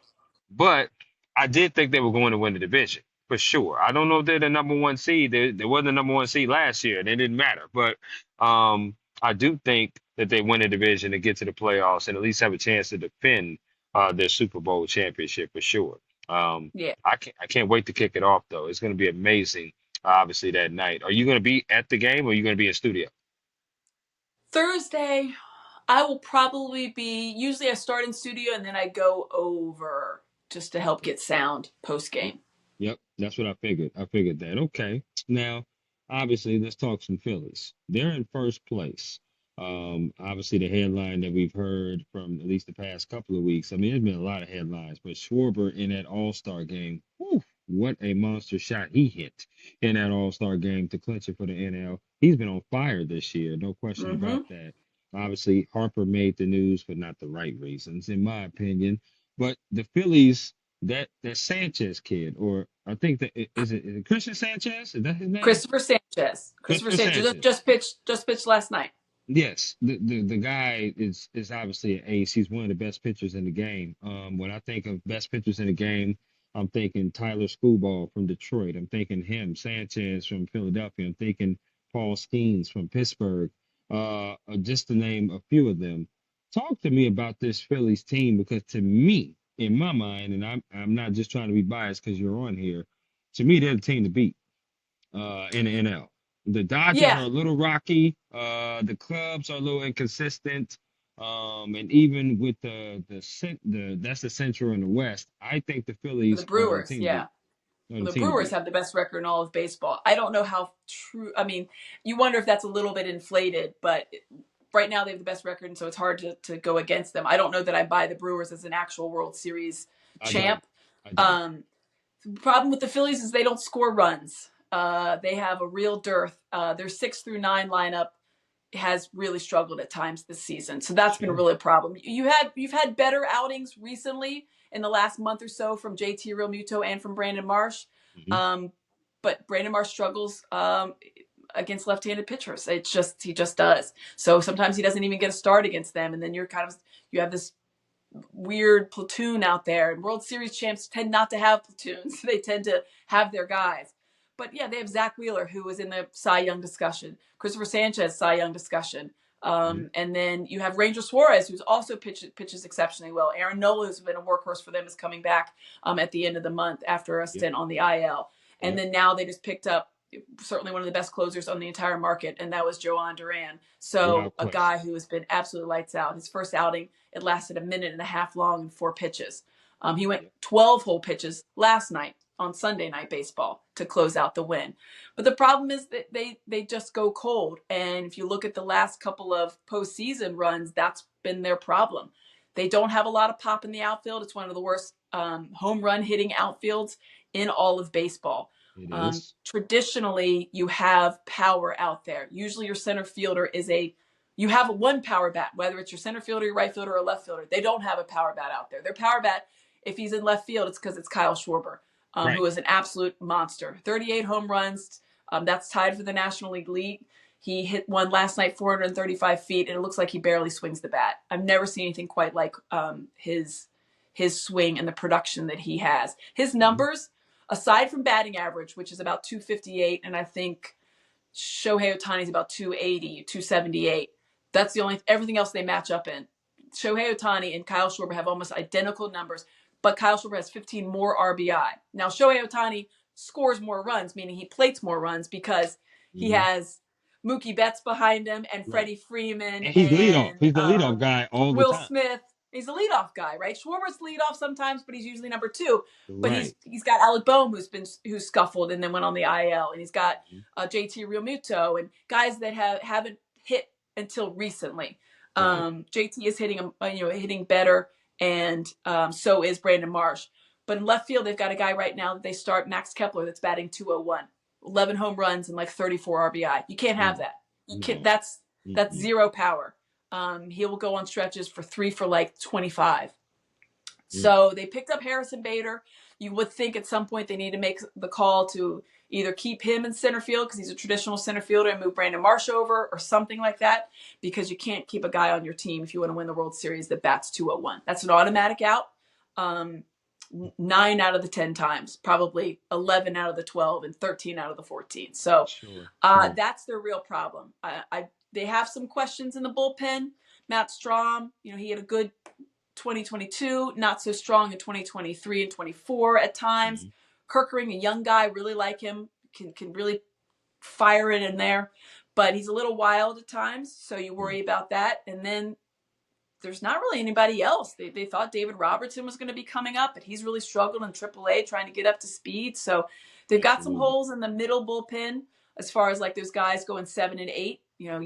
Maybe it's like Christopher Sanchez pitches. That's why I like him in a series, because you've got Christopher Sanchez, Zach Wheeler, and Ranger Suarez. Like you're going to be fine. Those guys are going to get you through to the 7th inning, and then you'll make do with maybe one pitcher in the 8th, and then Joan Duran hopefully coming in to close it out in the 9th. But they also have really struggled scoring. Runners in scoring position is a real issue for them, and they don't have a lot of pop outside the normal guy. Like Kyle Schwarber and Bryce Harper's been swinging it better too, but that's an issue. That's a real issue for them. So I wouldn't crown them World Series, but I think it definitely win a playoff series, but they need a little bit more help offensively to me. Yeah, they're gonna need some help. There's no question about it. But I do think, because based upon the one concern that I did have, and you brought it up, was the bullpen. However, when I think about that starting rotation, you got three legitimate guys that you can throw out there on rotation and be really solid with. Mm-hmm. As far as in the postseason. All you really need is 3 to 4. And then even if you bring Nola back, that's 4. And you don't Yeah. really even need to have him go deep. You can have him play spot starts. Or Yeah, and then you could you put Luzardo in the bullpen, who's a mhm, guy that's a starter, and he could come in and spell you for some. without question. So you're right. The Phillies are very inconsistent with scoring. But if I'm going to put my money on the line, because the Phillies know how to turn it on in the playoffs, they seem every year, and I've seen this team do it because I was in Atlanta for a long time, and I've seen them just beat the holy hell out of the Braves in the playoffs, and I've seen them just beat up teams. Now they do get to a point where Yeah, they get a little stagnant with their offense, and like the Diamondbacks gave them a lot of problems. I forget what playoff series that was, but the Diamondbacks in gave them quite some LCS. problems, right? It was in So, LCS. but I just feel the Brewers. I'm not believing in the Brewers right now. I do Yeah. like. I, if I put their lineup versus the Phillies lineup, I'm taking the Phillies lineup all day long. Because their power just seems to be a little bit better to me than the Brewers' power. Also, the rotation. The rotation, I would definitely put the Phillies' rotation to be able to shut down the Brewers, Yeah. as opposed to Milwaukee shutting down the Phillies. But I definitely think, to me, it'll be the Phillies, it'll be the Brewers, it'll be the Dodgers, Hmm. as the three teams is going to battle it out to win the NL. And then obviously, I don't know who's going to come out of the AL, but those three in my mind, I have Phillies one, Dodgers two, Brewers three as of right now. The Dodgers No just Mets? No Mets for you? mm-mm, because they struggle against the Phillies, in Oh, my opinion. well, yeah, They they str do. they struggle It's against the hard. It's hard for Phillies. me to discount Juan Soto, but you're right. They went. They did some nice trade deadline acquisitions, so it'll be interesting to see how some of that pans out for them. They They have a do big have a series coming shot. in September. That'll probably decide the division in September. No question. And they do have a shot. I don't want to say that they Yeah, don't, yeah, you do. but if you ask me to put money on it, I'm putting money on the Yeah, Phillies. yeah, Because if you take away Lindor and you take away Soto, yeah, you have Alonso, but Alonso does hit home runs, but he strikes out a lot too. He gets out a lot yeah. as well. True. So to me, if those three are not clicking, because the Brewers damn near beat the Mets last time. If it wasn't Alonso making that big time home run in the Right. wild card game, the Mets would have went home. So to Yep. me, I just think the Phillies are the one. I think Dodgers are two. I think the Brewers are three. You could possibly put the Mets four, maybe Padres or Cubs five, and and then you just go from there. But Yep. realistically, those top three teams, I think, have a shot to win the NL pennant, in my opinion. Yeah, I'm with you on that. I want to get you out of here on these last two, Amy, and that's one rapid fire. Okay, so it's the Okay. rapid fire questions. I'm just going to throw some questions out there for you, and the first thing that comes to your mind, you shout it out with glee. Are you ready? I'm ready. Okay, here we go. Juice or soda? Juice. Pancakes or waffles? Pancakes. Chicken or ribs? Ribs. Favorite sports movie?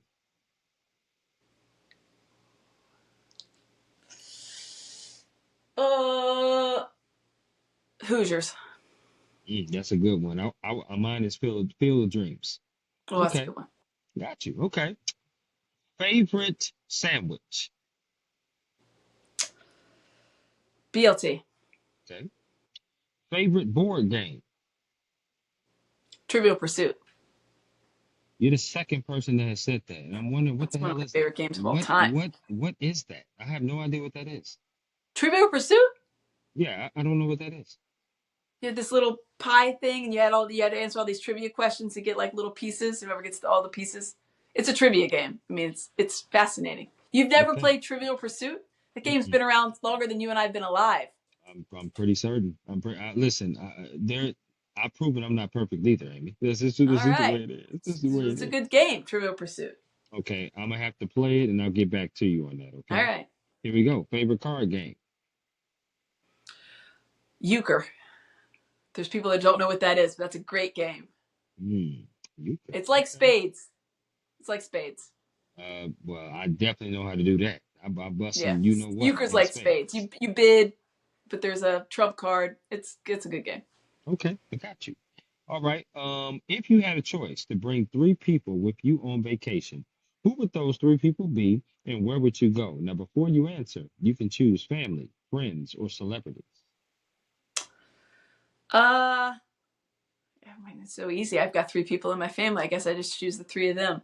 Um, they're fun to travel with. I would Okay. probably go because my boys have now gotten into. We play golf, but we really got into the College World Series this past year. My oldest son really has gotten into baseball, so it's kind of like yeah, it'd be great to say like we go to Hawaii or something like that. But I think going to Omaha for the College World Series Hmm. would be something we would all really, really, really enjoy, and like make it like a cool road trip. Like you drive out there and you see all the stuff on the way, and drive Sure. out in Nebraska and drive around there and see some of the stuff that you would never see Okay. because you would never go to Nebraska unless you went on purpose. You ain't lying about that. Yeah, That's for right. sure. That's for sure. Now, are you the type of mom that cheers loud, or are you very quiet at these games when your boys are playing sports? I try not to cheer too loud. I have a loud enough voice that if I just say go, I don't want to embarrass them so much. But I sometimes I can give a little like, let's go, but I try not to. I'm much more subdued. I'm much more quiet. Now, if it's my alma mater or my favorite teams professionally, that's a different story. But now for my kids, I'm much more subdued. That's funny. I like that. Favorite alcoholic drink? Uh, I like I like wine, but if I had like a good, I'm getting like a cocktail. I like a good mule. That's what I Moscow like. Mule. Yeah, Okay, I will there's get a one of those. Kentucky mule. They make it with bourbon. It's very good. Wow, I gotta try that, man. That's what's up. I That's a definitely good will. one. Now you said wine. I love a good cab. Are you a white wine or a Cabernet or, you know? I'm white wine in the summer. I tend to go Okay. more white in the summer, though Yep. that I'm not completely sold on it. But I'm a good Pinot Noir girl, or Ooh. like an Italian red blend. Sometimes like a Montepulciano kind of vibe. Some a Mm, little bit heavier if I'm having like Italian food. But got you. usually if it's Got just a you. regular red, I'm going Pinot Noir.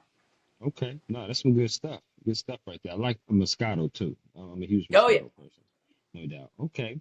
If you had a choice to listen to three songs or three artists on repeat and never get tired of them, who would those three songs and three artists be? One would be Michael Jackson. I can listen to anything from Michael Jackson forever. He was one of my. I had posters of him when I was a little kid. I love Michael Jackson. That's a concert that I really wish I could have gone to, but I feel like he never played in America. He only played like internationally. It felt like for a while, but Okay. I don't know that I ever met a bad Michael Jackson song. So I'm gonna go Mhm. Michael Jackson for sure. I could listen to him on repeat forever. Um, I like anything that I can sing to, and even though I can't sing, I really like this artist Noah Khan. It's like a Oh yeah. folky, I don't know if it's country. It doesn't strike me as country, but I've got his his two of his albums, and I can sing like everything on those. Um, and then one of my this is such a it's a random thing, but it's in my childhood. I would probably listen to either. I mean, that's why it was so hard for the new edition Boys to Men because like that's like what I grew up on. Like those guys were just like they were it. Right. Um, but I would probably pick. You know what? You know what song I love that I always jam out to? What's up? "Family Affair" from Mary J. Blige. I think I play that song probably on my in my Let's car get it crunk up on the at dun least three dun times a dun dun. week because it is Okay. such a good song. So Hmm. I'll take two artists and give me the "Family Affair" from Mary J. because that is a she's I could listen to her forever too. So No maybe it's question. Mary J. As long as I can hear "Family Affair" over and over again. Nah, I'm with you on that. And obviously with Noah Khan, I love Dial Drunk. I don't know if you know that song, but I Oh, it's a love great that. song. Yeah, Yes, love Dial Drunk for his sure. whole album is fabulous, Okay, fabulous album. I got you. That's what's up. Um, if they came to you and they said, Amy, you can either do sports anchoring or you could do sports radio, which one would you prefer to do? Sports anchoring. Yeah, sports anchoring. I do like sports talk radio though, but no, I mean, my heart's in television. I love being able to tell the stories in that way. It's much more my jam, my medium. I totally understand that, obviously, and you were built for television. There's no question about it. Ha, His face don't need to be on radio. That's for sure. it's fun. Yes, absolutely. And this also has been fun. This has been a really, really dope It's been great. conversation. I really appreciate this. I'm glad we were able to connect and do this. Me too. I think you're absolutely amazing. No question about that. Obviously, growing up in the Virginia area, moving from Virginia to going to University of Kentucky, graduating Mhm. there, and then obviously having a long-standing sports journalism career that have taken you multiple places, and now Philadelphia, to where you've covered multiple champions in that city. That's absolutely amazing. I have to ask you this because you guys are getting the 2026 Philadelphia All-Star game, MLB. Mhm. I mean, that it was electric at Truist Field because some of my friends went there. I didn't get a chance to go, but I will be in Philadelphia for 2026 All-Star game covering that. How do you feel about that? Oh, we're excited. I mean, Philadelphia is going to get a lot of things because it's the 250th birthday of America. So Mhm. we had a big pep rally that announced the the time is ours. It's our time to shine for the All Star game, and they brought out all the old school Phillies from guys from the 70s and 80s and 90s and 2000s, Mhm. and more recently too. But it's going to be awesome. I think baseball does a good job. And those all-star type events are hard. Listen, I mean, the Pro Bowl is a shell of what it is, and the guys aren't there Yeah. because it's right before the Super Bowl, right? Half the people that Right. make the Pro Bowl aren't actually there. Right. I think the NHL did a tremendous job with their Four Nations tournament. That was so cool to watch. They I think did. the NBA is still trying to find something like that, and they're going to try to do an international versus America They type of thing. should. That might I work. said, That well, yeah, might work. they're definitely locked in on that. I told them they need to, or I told our guys, like, we need to see if they can change it to North America. That way, America can get Shea Gilgeous-Alexander and Jamal Murray and some of the guys that are Canadian. Then we'd have a Sure. fighting chance against the foreign team because right Sure. now I think the foreign team would beat the American team. As we saw at the Olympics, it was quite the battle, and now Yes, they're it all going to be on was. the same team. So Hmm. I think that that's a good recipe. But to me, the Midsummer Classic, the All Star Game, is such a cool thing, and the way they had the swing off, it was. I mean, if you even if you were mildly interested, you thought it was a fun thing to do. So I like that all the guys come out and watch. It's going to be just a great summer here in Philadelphia. There's going to be so many things going on, just with obviously it being 2026 and 250 years after the Declaration of Independence was signed, and all of that fun stuff. But I'm really looking forward to Philadelphia hosting that. It'll be a lot of people, but it'll be a lot of fun. I'm absolutely looking forward to that as well. It will probably more than likely be my very first MLB All-Star game that I'm covering. That would be absolutely amazing, but I haven't got a chance to do one yet. And I think again, this has been an amazing conversation and talking about your why and talking about who you are and what you do, Amy. Obviously, you and I are definitely going to keep in touch. I, Absolutely. I'm a new fan of yours and continue killing it up there in Philadelphia, doing what you Same do. to you, Chris. Same to you. Thank you. And my last question to you is there anything else you would like to add about yourself, the job, or anything at all before we conclude? No, I mean honestly, there's days that I wake up and think this is what I get to do for my job today. This is my life. The worst day in my job is most people's best day, and so I try to remember things like that, like because we do have bad days, bad shows, things you don't want to talk about, whether it's something tough coverage wise that's not pleasant.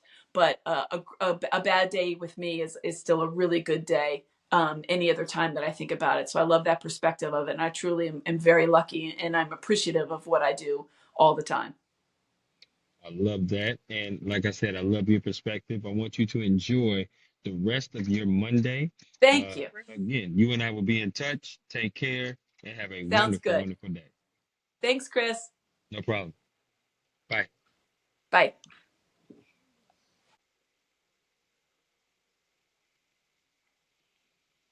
All right. Let's rock on. All right, why don't you move the umbrella so I'll move it? Yeah, it just started to get kind of like sunny out here. You got it? Mhm. You happy? Yeah. Move it over here closer to you. How about that? Or you can move the chair too. I think that's good. Yeah, are you sure? Yeah, because I gotta I think my screen is going like pitch it might be overheating. I It can could barely see be. it. It could be. Why don't you move the chair over this way? That way. Yeah.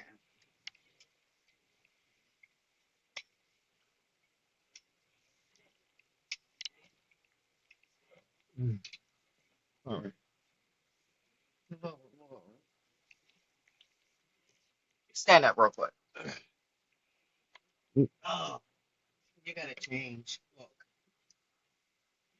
Uh-oh. We'll get it. We'll get it. Don't worry about it. We'll get it. Let me get you a towel though.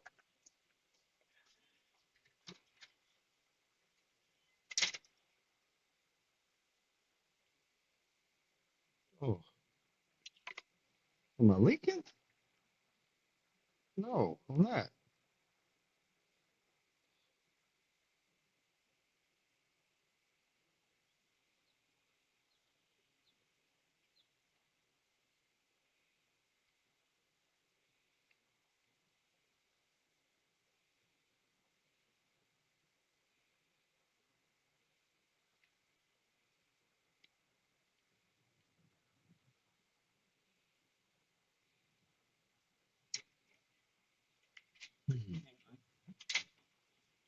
Sit down.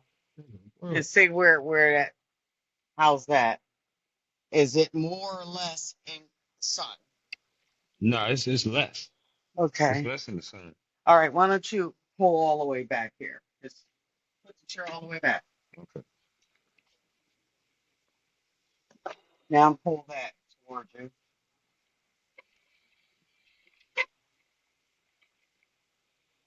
Okay. that better? Yeah, I mean, yeah, definitely better as far as being out of the sun for sure. I don't know why can you even see that? It's dark. It's hot. Mm, It's hot. Your phone is hot. okay. So you might have to come inside. Yeah, that's what I'm thinking too. All right. It's cool. I can keep it there.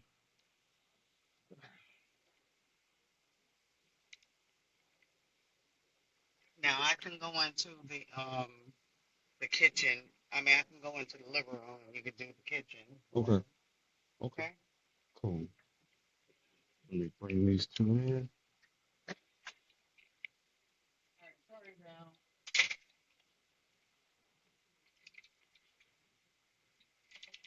Here, you can come in here. And I'll go in the living room. Thank you. All right. And it's got the phone's got a pocket. I'm eating.